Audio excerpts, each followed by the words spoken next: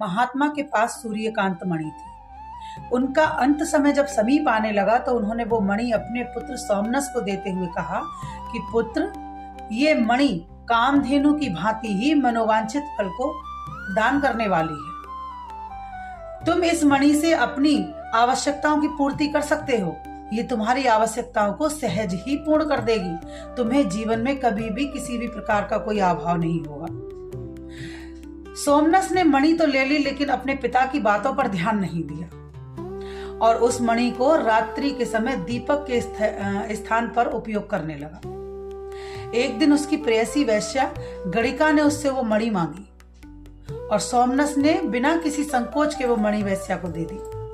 वैश्या ने उस मणि को एक जौहरी के पास बेच दिया और उस बेचने से जो उसको धन प्राप्त हुआ, उस धन से उसने अपने लिए कुछ श्रृंगार की वस्तुएं खरीद ली। लेकिन जौहरी ने उसका रासायनिक परीक्षण किया और उसके सहयोग से काफी सोना बना लिया और महामानव जैसा जीवन जीने लगा, राजा महाराजाओं जैसा जीवन जीने लगा। अपने जीवन को उसने वैभवशाली बना लिया।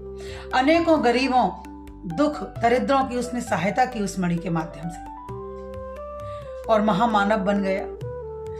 तो इसीलिए महात्मा आनंद अपने शिष्य विद्रुप को ये कथा सुनाते हुए कहते हैं कि वत्स, जीवन भी सूर्यकांत मणि की जैसा है।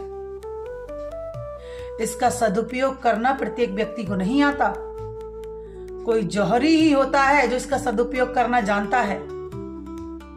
अन्यथा संसार में गणिका और सोमनस जैसे लोगों की बहुतायत है, कहीं कोई कमी नहीं है। ऐसे लोग बहुत मिलेंगे जो जीवन को कौड़ी के भाव गवा देते हैं।